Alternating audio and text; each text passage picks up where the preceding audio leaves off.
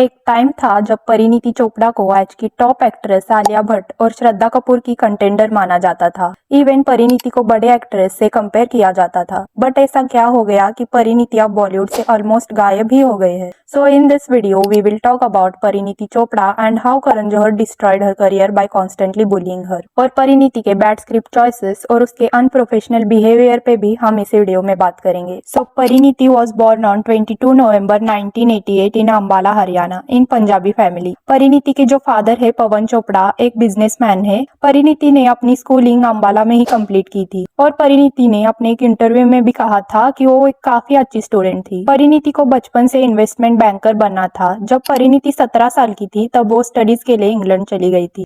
परिणीति ने Manchester business school से 3 degrees receive की है बिजनेस, फाइनेंस एंड इकोनॉमिक्स में। और स्टडीज करते करते परिणीति पार्ट टाइम जॉब भी करती थी मैनचेस्टर यूनाइटेड फुटबॉल क्लब में as a team leader of catering department. इस सब के अलावा परी को सिंगिंग का भी शौक है, तो परिणीति अपनी सिस्टर प्रियंका और उनके फादर्स के साथ स्टेज परफॉर्मेंस भी किया करती थी बचपन में। वेल इन 2009 परिणीति इंडिया में वापस आ गई थी and then she shifted to Mumbai. फिर परिणीति ने इंटर्नशिप की मार्केटिंग में in the department of Yashraj film. During this job in 2010 Anushka Sharma और रणवीर सिंह की मूवी आई थी बैंड बाजा बारात। उसके प्रमोशंस पे वर्क करते वक्त परिणीति रियलाइज्ड कि उसे भी एक एक्ट्रेस बनना चाहिए। फिर परिणीति ने अपने जॉब से रिजाइन कर लिया था। फिर उसने एक ऑडिशन दिया। परिणीति ने जब वी मेट के गीत के कैरेक्टर पर ऑडिशन दिया था। फिर यशराज के प्रोड्यूसर आदित्य चोपड़ा ने परिणीति के ऑडिशन का क्लिप देखा और आदित्य ना परिणीति के एक्टिंग से इतना इम्प्रेस हो गया कि उसने परिणीति के साथ 3 मूवीज का कॉन्ट्रैक्ट साइन कर लिया। फिर परिणीति ने 2011 में अपना एक्टिंग डेब्यूट किया लेडीज वर्सेस रिकी बहल मूवी से। इस मूवी में अनुष्का शर्मा और रणवीर सिंह लीड रोल्स में थे और 3 लड़कियां साइड रोल में थी, जिसमें परिणीति को सबसे ज्यादा प्रेज किया गया था। परिणीति को इस मूवी के लिए बेस्ट एक्ट्रेस का अवार्ड भी मिला था। सिर्फ एक अवार्ड शो में नहीं, अलग अलग अवार्ड शो में इस कैरेक्टर के लिए परी को बेस्ट डेब्यूट एक्ट्रेस का अवार्ड मिला था। फिर परिणीति ने इश्कजादे में काम किया opposite Arjun Kapoor. Then she appeared in Shuddh Desi Romance along with Sushant Singh Rajput and Vaani Kapoor. फिर परिणीति की एक और मूवी आई हंसी तो फंसी 2014 में, जो कि धर्मा प्रोडक्शंस की मूवी थी। परिणीति का करियर अच्छा चल रहा था और तीनों मूवीज बॉक्स ऑफिस पर हिट हुई थी और हर मूवी के लिए परिणीति को अवार्ड भी मिला था। इन 2014 परिणीति की 2 मूवीज आई दावत-ए-इश्क और किल दिल। ये दोनों मूवीज फ्लॉप हो गई थी, जो कि एक नॉर्मल बात है क्योंकि इस मूवी से पहले परिणीति की 3 मूवीज हिट हो चुकी थी। इस टाइम परिणीति का करियर पीक पर चल रहा था। Everyone used to praise her acting. फिर एकदम से परिणीति ने 4-5 मूवीज करने के बाद बॉलीवुड से ब्रेक ले लिया, वो भी अपने करियर के स्टार्टिंग में। और इसका रीजन कोई और नहीं बल्कि the one and only Karan Johar था। बिकॉज जब परिणीति ने बॉलीवुड में डेब्यूट किया था उसके 1 साल बाद ही आलिया भट्ट ने भी स्टूडेंट ऑफ द ईयर से बॉलीवुड में डेब्यूट किया था। और आलिया का जो कैरेक्टर था शनाया का, वो इतना अच्छा नहीं था, लेकिन करण ने बहुत कोशिश की थी कि शनाया का कैरेक्टर करीना कपूर के कैरेक्टर की तरह आइकॉनिक बने। पर जो करीना के कैरेक्टर में स्पार्क था वो शनाया के कैरेक्टर में नहीं था। और आप सब लोग तो जानते होंगे करण जौहर आलिया को अपनी बच्ची की तरह मानता है और उस टाइम आलिया की सबसे बड़ी कंटेंडर श्रद्धा और परिणीति को माना जाता था। तो करण जौहर कॉफी विद करण के हर एपिसोड में गेस्ट से पूछा करता था कि परिणीति और आलिया में से किसका फ्यूचर ब्राइट है। Most of the unbiased guest Parineeti का नाम लिया करते थे और जो नेपोज है वो आलिया का। फिर करण और उसकी गैंग परिणीति के फैशन सेंसेस का मजाक बनाने लगे, like she has no fashion sense blah blah. और एक एपिसोड में जब जूही चावला और माधुरी दीक्षित आई थे तब करण और जूही ने परिणीति के फैशन सेंसेस का मजाक बनाया था। तो बात ये थी जूही चावला ने परिणीति का नाम लिया था स्टेटिंग दैट कि Parineeti has less fashion sense. Then Alia also named Parineeti as one who has less fashion sense. फिर आदित्य रॉय कपूर जो परिणीति के साथ दावत-ए-इश्क में काम कर चुका था, उसने भी कॉफी विद करण में परिणीति का मजाक उड़ाया था, ये कहकर कि उसने परिणीति को वेट लॉस करने की टिप दी थी।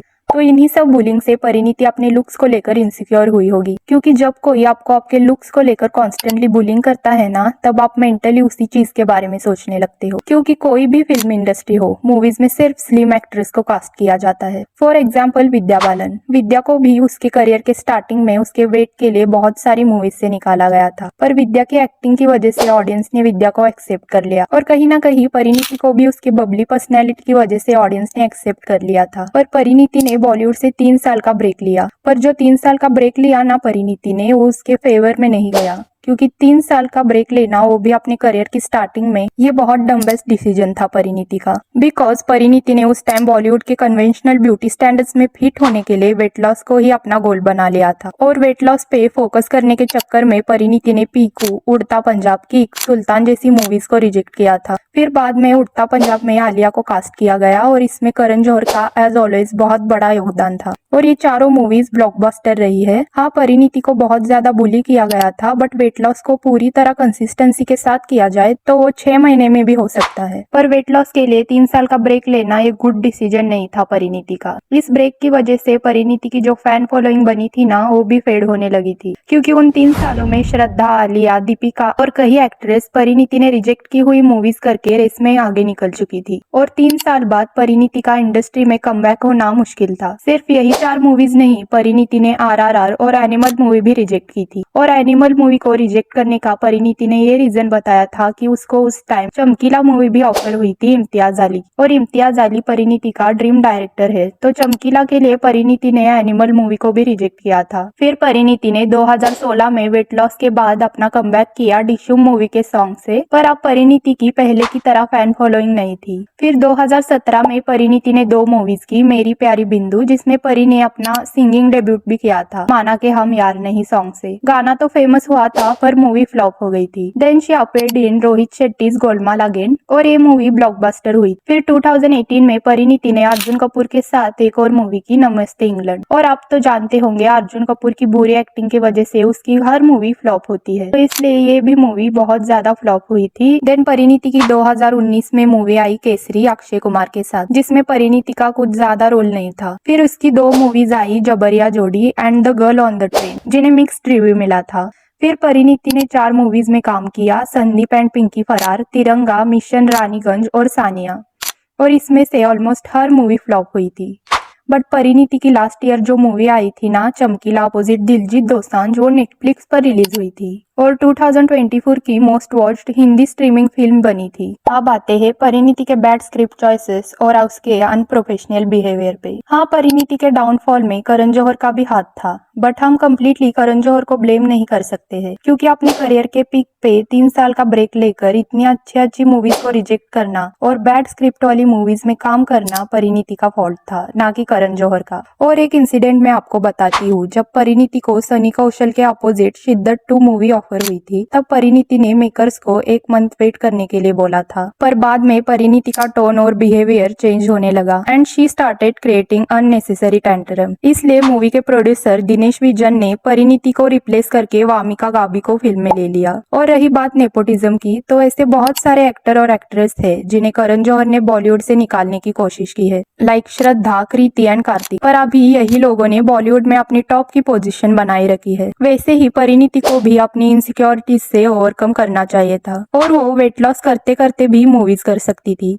और वेट लॉस जैसी चीज जो 6 से 7 महीने में हो सकती है, उसके लिए 3 साल का ब्रेक लेना एक्सेप्टेबल नहीं है। और परिणीति के डाउनफॉल का रीजन कहीं ना कहीं वो खुद ही है। So share your opinion about Parineeti Chopra and her bad script choices. और वीडियो अच्छी लगी हो तो सब्सक्राइब करें। See you in next video. Thank you for watching. Bye.